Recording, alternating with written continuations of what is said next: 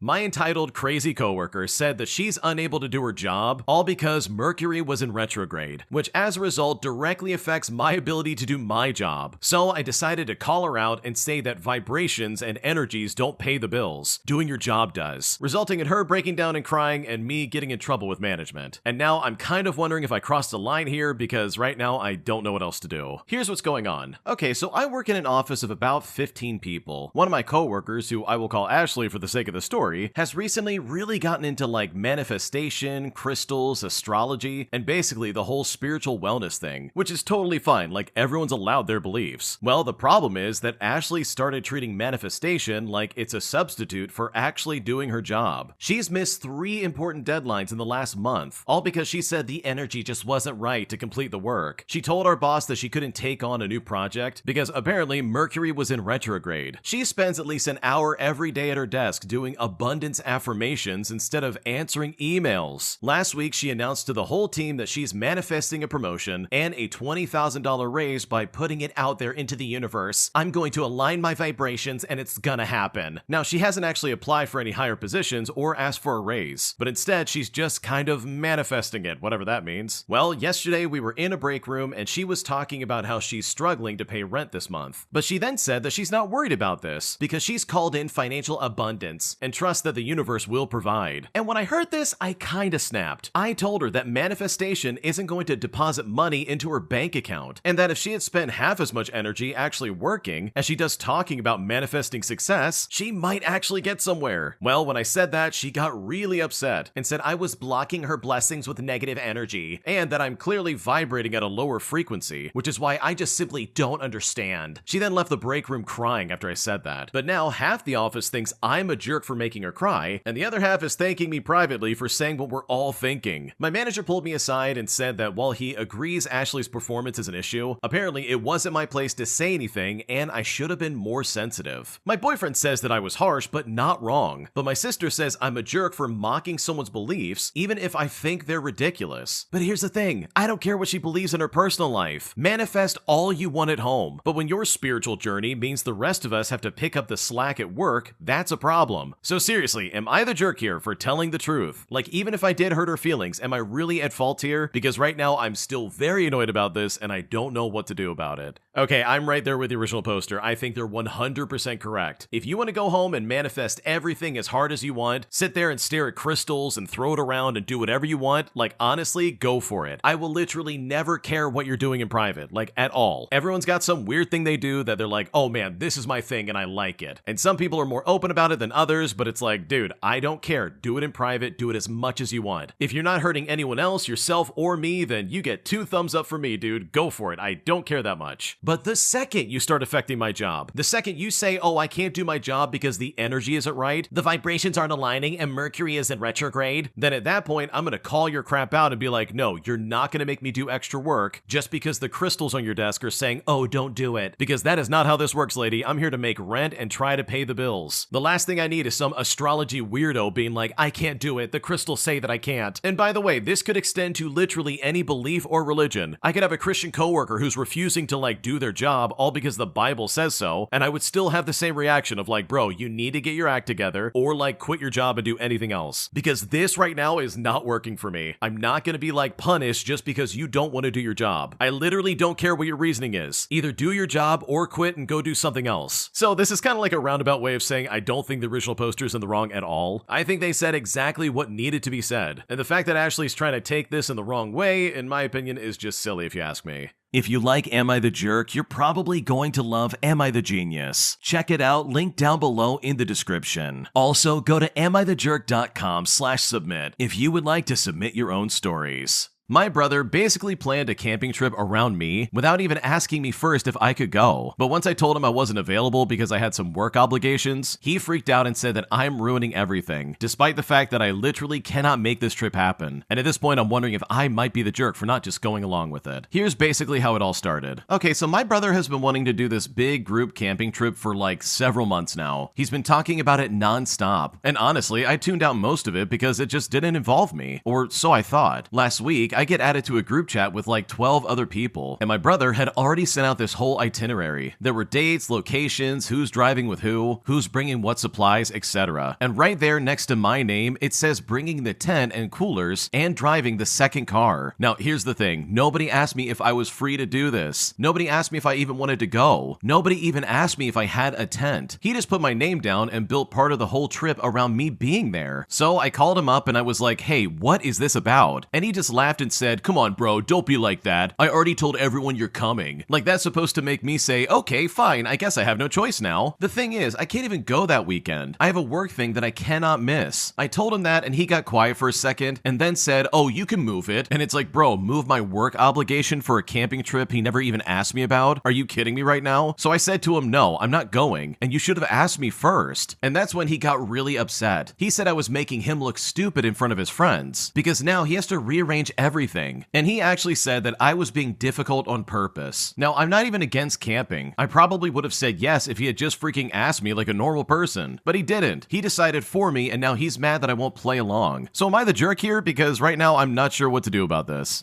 Okay, your brother's just being annoying. He assumed that you wanted to go, and now that you're not, he thinks you're embarrassing him by not going along with it. Instead of being like, oh, sorry, my brother can't go anymore. I gotta rearrange some stuff. Which, by the way, that's not that embarrassing. That really would be an easy fix. You just gotta move some things around logistically, and then everything's moving just like clockwork. Like, it really wouldn't be that big of a deal. It's also comical that this guy's trying to be like, oh, you've got a work obligation? You're just gonna have to move that around. Sorry, but you have to go on this camping trip. And my God, if this guy really doesn't understand that work is not something you could just reorganize all for some camping trip that you weren't even like properly invited on, then I just don't think there's any saving this situation. So no, you're not the jerk. Your brother's being weird, and honestly, this is literally his own fault and not yours. An entitled dad at a Victoria's Secret shop refused to leave the changing room area, as he justified this by saying his daughter was in there, despite the fact that he was literally in the way when people were changing in their underwear, as he essentially put us all in a very awkward situation. Here's what happened. Okay, so I was in my local Victoria's Secret shop, and I got in one of the changing booths. I kept opening the door with only my bra on to get new ones from the lovely shop assistant. We were vibing big time, talking about sizes and colors and all this other stuff. Well, all of a sudden, I see this dude who's probably in his 50s or 40s right in the changing area. We lock eyes and he's not moving. The assistant then tells him to please wait in the shop because this is the changing area. When she says this guy gets belligerent. He says he's not moving because his daughter is in one of the booths. And I was thinking, dude, why are you with your daughter here? And now at this point, two assistants are asking him to move, but then he asked us to get the manager. The manager arrives 5 seconds later and, much to nobody's surprise, tells him the same thing. He then asks, okay, well, why do I have to move? She then tells him that women sometimes open the doors for assistants to help them, and they're only wearing bras, you know, like I was just minutes ago. But this guy doubles down. He says, they don't need to be disrobed when they open the doors. They explain again that this is a lingerie shop for women, and they should be able to open the doors any way they like. I then chime in that yes, that should be the case. At this point, his daughter also starts telling him, please just go. But he doesn't. She asks him again, and it's the same thing. She then just starts crying and leaves the store yelling, this is why I don't go with you anywhere. Mind you, this girl's like 12 years old or something like that. He eventually leaves with her, but again, why take your preteen girl there? And why make a scene about it? Now, according to my boyfriend who was there but waiting outside the store the entire time, the girl's mother appeared, also on her phone the entire time, and took her back by herself and got her something. Eventually, she stopped crying, so that really was a win in the end. But that guy was being a weirdo and his actions were completely unacceptable. Okay, yeah, this guy is some kind of creeper. He literally was in that room being like, oh, I'm not gonna move. My daughter's in here. And guess what? That gives me an excuse to be around women hardly in any clothing. Yeah, I'm gonna stand right here while you're in your bra and underwear and there's nothing you could do about it. And it's like, bro, there's a reason why men stand outside that shop and don't go in. Like anytime you go by Victoria's Secret, you can know people are in there by the guys that are standing idly by outside of it, not daring to go into that place. Like seriously, this guy's such a weirdo for like invading that space. It's not meant for you, dude. Stay out of it. So yeah, this was some weird behavior and I absolutely believe that his intentions were very nefarious. An entitled customer swore at me, telling me to get out of his face, despite the fact that I didn't do anything wrong and I truly was being super polite and very kind to him. And I'm honestly left feeling very confused and very hurt by this. And at this point, I don't know what to do. Here's how it all happened. So this happened at a local Asian restaurant that I'm working at. 20 minutes before the kitchen closes, a couple walked in that looked like they were in their 30s. Besides the couple, there was a family that was about to leave, and that makes them the only table left. I also wasn't the one who took their order or seated them since I was closing out up my section. My colleague then politely asked them if they were ready to order, since, we were going to start cleaning up the kitchen, so it wouldn't be a long wait if they would put their order in before we started cleaning. Now, nothing went wrong, they finished their food, and I finished closing up my section, and then I came over to help other sections. I asked if I could get them anything else, and they said no. So I dropped the check, which I reminded them there's no rush and just take care of it whenever you're ready. Now, after the man in this group put his card on the table, I brought the little machine thing over for them to pay by tapping the card themselves. The guy then told me, "You do it." I didn't say anything because I was confused and I thought he was talking to his girlfriend. He then keeps telling me to do it, and then asked me why does he have to be the one to do it. So I told him the way that I would tell customers who don't really know how the machine works, that you can select the tip and pay by tapping the card. But he insists that he won't do it, so the girlfriend decided to do it for him. I feel bad for her because he's the only one with a bad vibe, and she acted so different. She's way more polite. I just really hope she gets away from such a toxic person. Anyways, the girlfriend did the card thing, and I simply asked if they wanted their receipts, and she didn't want it, so I just said thank you. I was just trying to be professional. His girlfriend kindly said thank you, and this dude literally told me to get the crap out of my face. Only he didn't say crap, and he definitely said the F word. When he did this, I was speechless, but I didn't want to interject or drag anything further, and with my work experience of only 2 years, I could admit that I didn't know what to do in this situation. So I just pretended I didn't hear it and walked away while he proceeds to talk to his girlfriend about how bad the service was, and that the servers should have just told them to get lost. None of my coworkers heard about it, but I did tell them about it, and we all just kind of decided not to do anything. Now, personally, I'm not that offended, because he obviously looked kind of intoxicated, and I didn't know what's wrong, but I'm honestly upset for how wild these people can be to service workers, just straight up being rude to people who's just trying to do their job. So has anyone had this kind of crazy experience before with these kinds of people? And how do you deal with them? Because right now, I don't know what to do.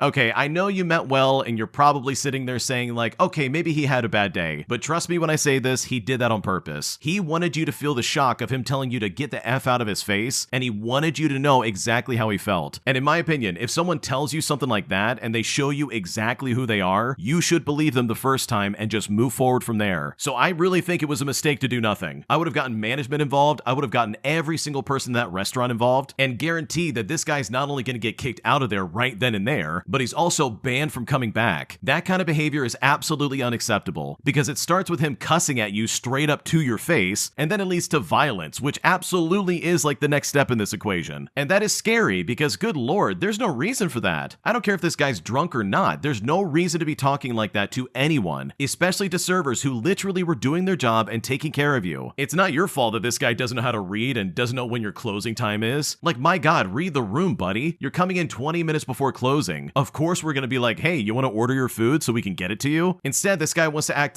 oh wow, the serving is so bad. I mean, what are they doing closing on time? How dare they? So yeah, you really should have done something about this. It is not healthy to sit there and take that kind of mistreatment. And I think you would have been better off by saying something to your manager instead of huddling together and saying, oh, let's just not rock the boat. Because trust me, this is a situation where you absolutely want to rock the boat. Am I the jerk for lying to my mom about my husband being in prison? Simply because I know for a fact my mom's gonna freak out and cause so much problems in my life. Because once she found out the truth, honestly, all of my worries became a reality, as she became the nastiest person I've ever seen in quite a while. And at this point, I just don't know what to do about this. Here's what's happening. Okay, I'm using a throwaway account since I wanted feedback, but I never post. So for some background, I'm a 29-year-old female, and I met my husband about 3 years ago, and I found out early on in our relationship that he had some pending legal charges for a white-collar crime he committed years before we met. He has brought nothing but joy and happiness to my life, so I decided to stand by him through this tough time, and 100% stand by my decision, even through these hard 2 years of separation. Well, fast forward, and I was going through a lot of my own emotional turmoil leading up to this, and soon after his surrender date. And in that moment, I honestly just didn't have the emotional capacity to process my mom's infinite questions, doubts, and anxiety. My siblings all knew about our situation, but we were all worried about my mom's response. So when my husband started missing multiple outings, and my mom started asking about it, I told her that he was away in Russia taking care of his sick aunt. And now, after I played that for a couple of months, dealt with my own emotions, and finally came to a place that I felt strong enough to handle her reaction, I decided to write her a very well thought out letter explaining everything. I knew she would be hurt. I acknowledged and apologized for that, and I explained how I needed to protect my own well-being and process everything before taking care of others and their concerns. In this letter, I also specifically wrote out my boundaries based on what I know my mom would typically do as a response, which would throw me over the edge entirely. immediately. Once my mom got this letter, she immediately wanted to get lunch. I told her I would need to wait a couple of days because I was sick with the flu, but she then invited herself to my apartment under the guise that she wanted to bring me soup. Well, she stormed into my house with no soup, of course, just huffing and puffing about everything, and basically doing everything that I had told her in my letter that I couldn't handle. She asked about 500 questions, and she interrogated me until I was breaking down, sobbing on my couch. When I begged her to please leave and pause this conversation until I was physically well enough to have the conversation, she said to me, "Well, you don't always get what you want." In a last-ditch effort to escape a full-blown mental breakdown, I started changing into clothes and preparing to leave my apartment, fever and all. She then told me that even if I did leave, she wouldn't go anywhere, and we were going to talk about this like adults. I then just told her no, she needed to leave, and she insisted that she would stay. I then said I was going to call the police if she wouldn't leave, to which she stomped her foot and had me call her an Uber because she wasn't going to pay the $15 for this crap. I completely understand why this hurts her. I knew from the beginning that not telling her right away would have its consequences, but I just was not mentally in a space to handle the transition I was going through, as well as her emotions to all of this. So am I the jerk for not telling my mom my husband was in prison, and instead coming up with a lie just so I didn't have to deal with her? Because right now I don't know what to do.